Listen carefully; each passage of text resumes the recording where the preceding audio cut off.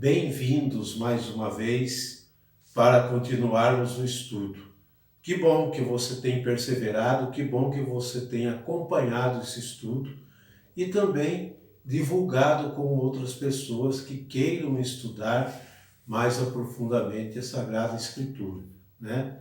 Lembrando já desde o início que uma vez por semana nós temos uma meditação para nos ajudar na vida espiritual para nós que somos cristãos, ok? Então, uma meditaçãozinha para nos ajudar, para alimentar a nossa fé, né? Nós precisamos disso também.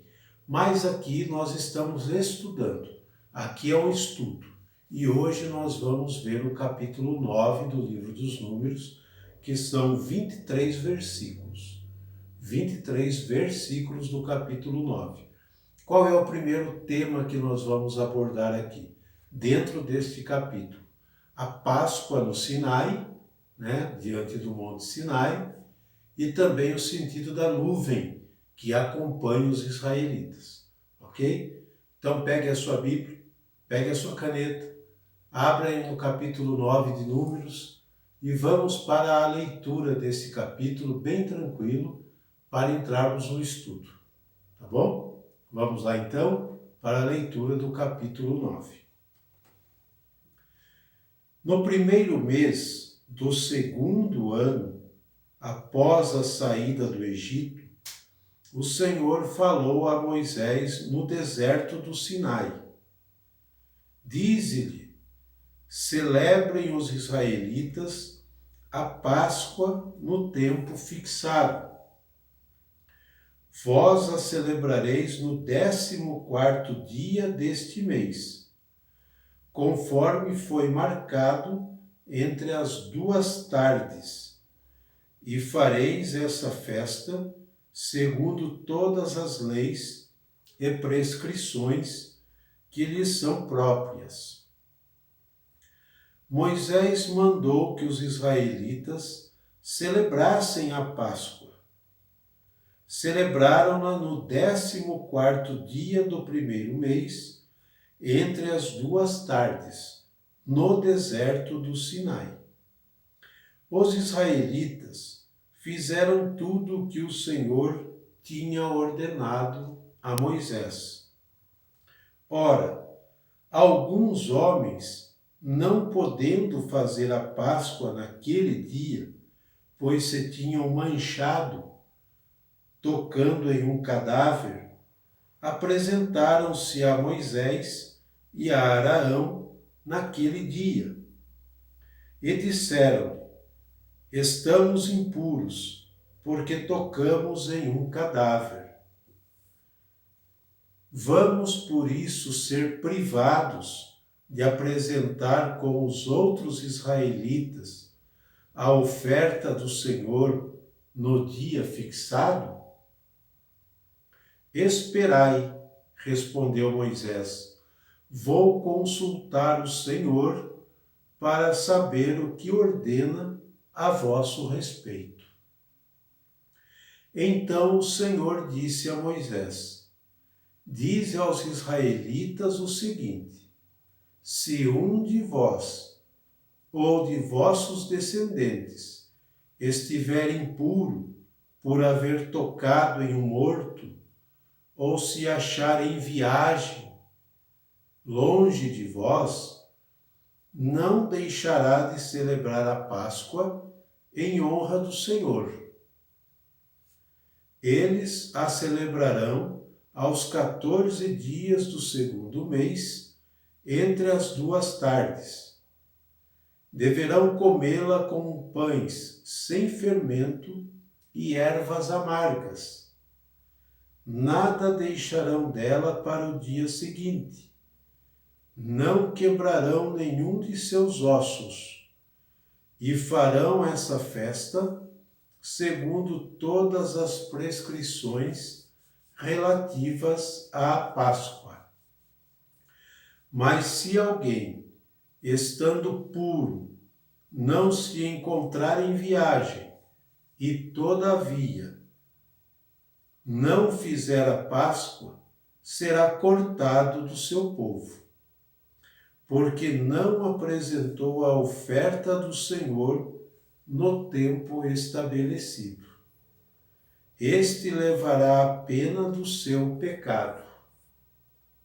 Se o estrangeiro que mora no meio de ti, no meio de vós, fizer a Páscoa do Senhor, terá de se conformar às leis e às prescrições relativas à Páscoa. Haverá uma só lei, que será a mesma para vós, para o estrangeiro e para o natural. No dia em que o tabernáculo foi levantado, a nuvem o cobriu. E sobre o tabernáculo, isto é, na tenda do testemunho, desde a tarde até pela manhã, apareceu como uma espécie de fogo. Assim acontecia continuamente. A nuvem cobria o tabernáculo e à noite assemelhava-se ao fogo. Quando se levantava a nuvem sobre a tenda, os israelitas punham-se em marcha. No lugar onde a nuvem parava, aí acampavam. A ordem do Senhor levantavam o acampamento, e à sua ordem o assentavam de novo. E ficavam no acampamento enquanto a nuvem permanecesse sobre o tabernáculo. Mesmo quando ela se detinha muito tempo sobre ele, os israelitas não partiam e aguardavam a ordem do Senhor. E se acontecia de a nuvem ficar poucos dias sobre o tabernáculo, então à ordem do Senhor permaneciam acampados, e à ordem do Senhor se punham em marcha. Se a nuvem se detinha desde a tarde até pela manhã, e chegada a manhã se levantava, eles partiam. Se depois de um dia e uma noite a nuvem se levantava, desmanchavam o acampamento. Mas, se a nuvem se detinha sobre o tabernáculo vários dias, um mês ou mesmo um ano, os israelitas permaneciam acampados e não partiam. Só partiam quando se levantava a nuvem. Levantavam e desmanchavam o acampamento segundo a ordem do Senhor, e observavam o mandamento do Senhor, como este lhes tinha ordenado por Moisés. Então, esta é a leitura do capítulo 9 do livro dos Números, que estamos estudando. Vamos lá.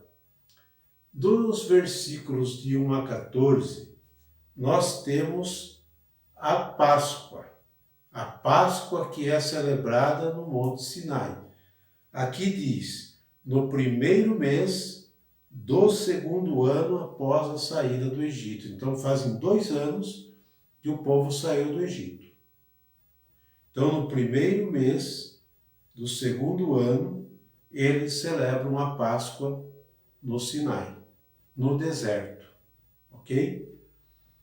Então aqui, a menção da Páscoa reflete um período de intensa institucionalização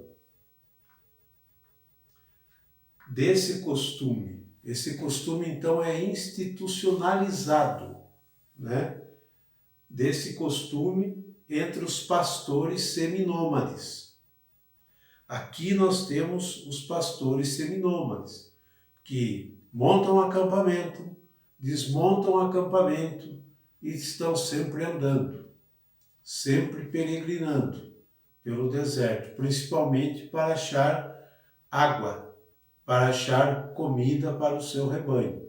Então, aqui nós temos o período dessa intensa institucionalização, né? Desse costume entre os pastores seminômades. Versículos de 1 a 14, tá? Não tinha em suas origens, nas suas origens, não tinha nenhuma prescrição de tipo religioso. Não tinha, no início, nenhuma prescrição do tipo religioso. Nem tinham sacerdotes que exigissem alguma oferta especial nesse dia da Páscoa. Então, neste contexto, eles não tinham nenhuma norma religiosa e nem sacerdotes que exigiam alguma oferta especial neste dia da Páscoa, ok? Vamos continuar então? Então, aqui nós temos a Páscoa celebrada pelos seminômades. Vejam bem, aqueles que ainda moram em tendas, aqueles que ainda estão ora aqui, ora ali, estão sempre andando, peregrinando, são viandantes, estão andando, né? Procurando, então estão em marcha, podemos dizer assim, tá bom? Versículos de 15 a 23, que fala da nuvem. Não obstante, o povo ainda não tem se movido do Sinai. O povo ainda está aos pés do Monte Sinai. É o que o texto indica para nós, tá? Já se indica como se movimentava o povo e como e quando devia acampar. Então, nessa segunda parte do capítulo 9, nós começamos a compreender, né, como que esse povo se movimentava, como e quando devia acampar, quando devia partir, né? Deu para a gente entender isso através da leitura que fizemos, tá? Esse dado confirma que se trata de um relato, que deve ser lido e atualizado em outra época e contexto, em uma outra época, no outro contexto, muito diferentes. Qual é essa época e qual é o contexto? O exílio da Babilônia. O povo está no exílio da Babilônia, nesta época, neste contexto, tá? Que estão fazendo memória. A escola sacerdotal, como nós vimos, foi a que redigiu o livro dos Números. A escola sacerdotal maneja uma ideia muito peculiar sobre Deus.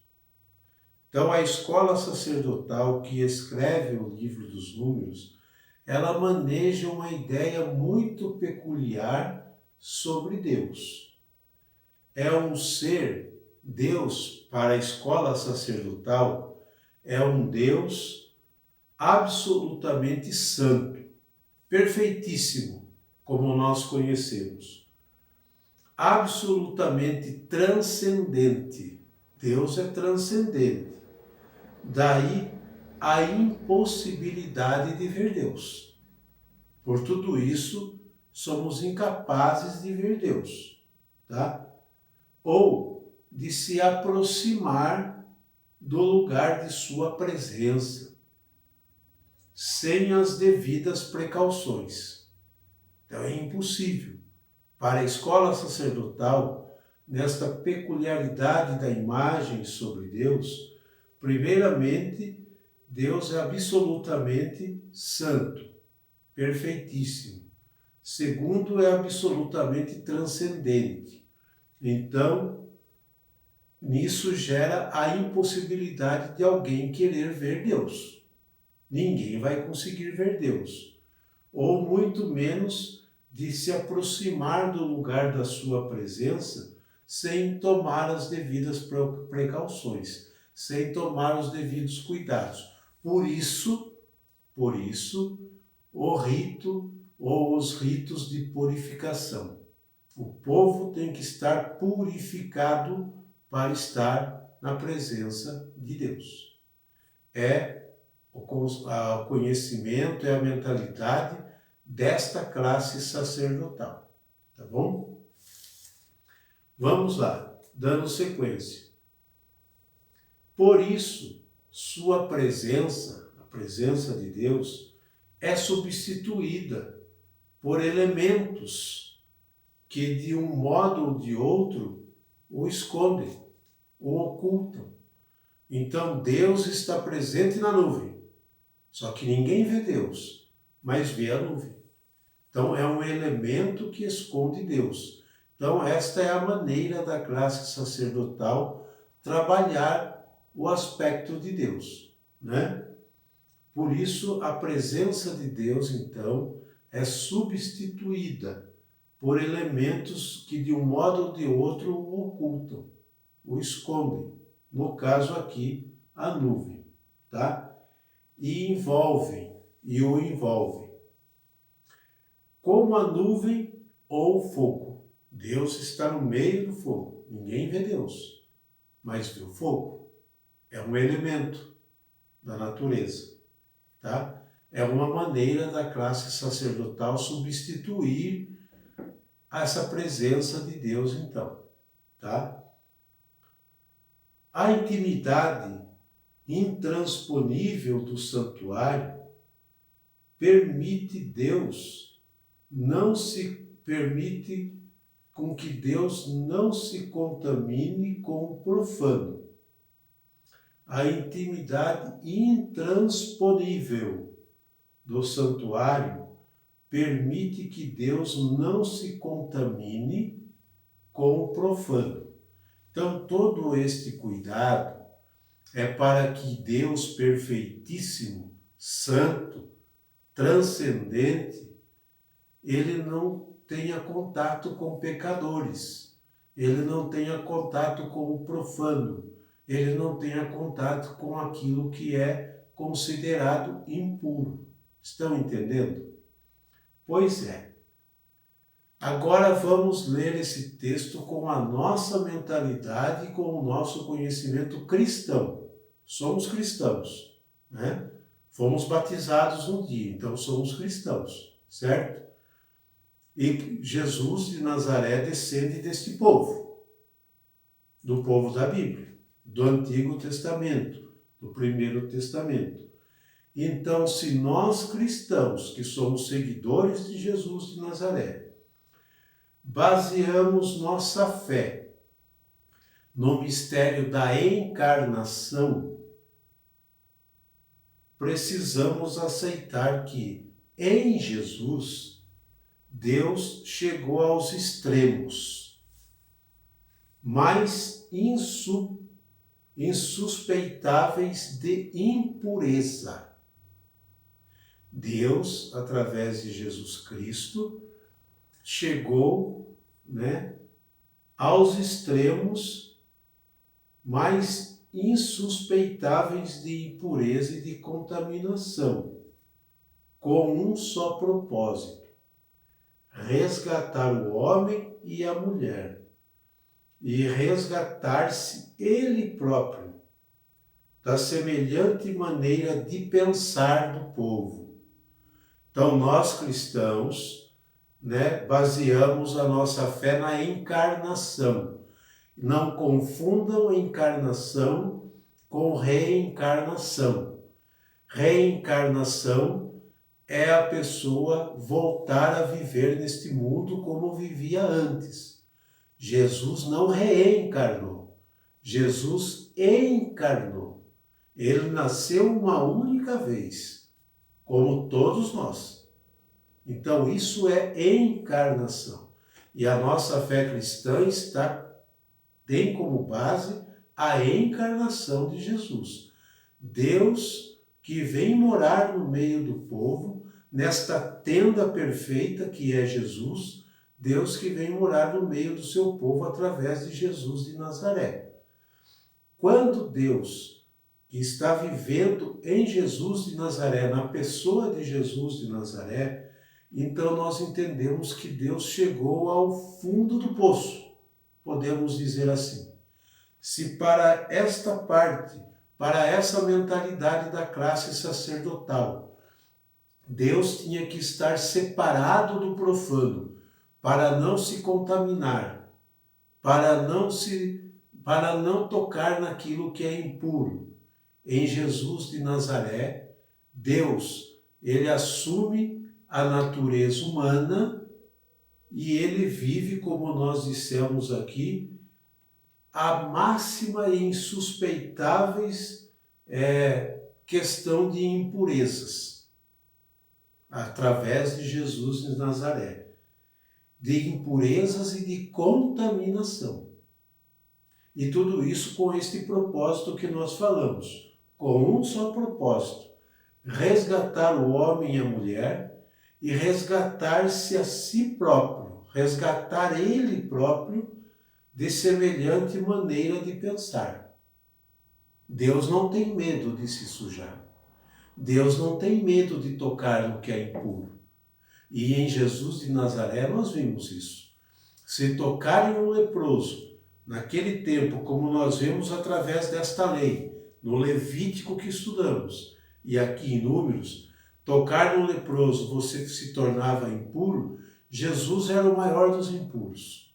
Porque ele tocava mesmo. Ele tocava em todos aqueles que eram considerados impuros. Então Deus se contaminou. Então essa mentalidade, a partir de Jesus de Nazaré, de que Deus deve estar separado do profano, não vinga mais. Não dá mais para viver com essa mentalidade. Deus é aquele que se mistura. Deus é aquele que arma a sua tenda no meio do povo, no meio dos homens, no meio de diversas e as mais inusitadas situações possíveis. Deus, ele não tem medo de se contaminar. Deus está no meio do povo para resgatar o povo. Deus armou sua tenda em Jesus de Nazaré para resgatar homem e mulher. E para resgatar a sua imagem também de um Deus separado, que fica lá longe, lá no céu. Não, Deus vive no meio do povo. Entenderam? Continuemos aqui. O importante é que em nossas vivências comunitárias, em nossas comunidades, nossas igrejas ou congregações, não continuemos. Nós não podemos continuar impondo essa imagem de Deus absolutamente contrária ao Deus de Jesus. Esta imagem de um Deus intransponível, intocável, separado, nós como cristãos não podemos mais transmitir esta imagem, porque não é a imagem do Deus que Jesus de Nazaré veio nos mostrar. Jesus veio revelar Deus de uma outra maneira. Como eu já disse, Deus que toca o que é impuro, Deus que não tem medo de se sujar com a sujeira, com o pecado, porque o intuito dele é resgatar. Mesmo que ele toque, ele continua sendo Deus. Mesmo que ele se suje, se manche, ele continua sendo Deus, perfeitíssimo. Então Jesus de Nazaré, ele quebra essa mentalidade do capítulo 9, de um Deus inacessível, de um Deus que está lá longe, o povão está ali, longe dele, e tem que fazer os maiores ritos possíveis para chegar próximo dele. Essa mentalidade não vinga. Depois de Jesus de Nazaré, esta mentalidade se torna caduca, obsoleta. Não dá mais para trabalhar com essa mentalidade. Então nós, como cristãos que somos, não podemos jamais continuar com essa mentalidade, que estamos falando de um Deus contrário do que Jesus de Nazaré mostrou para nós. Por isso é bom estudar. Por isso é bom entendermos, né, o Primeiro Testamento, sua mentalidade, o seu conceito sobre Deus, e depois o Segundo Testamento, a partir de Jesus de Nazaré.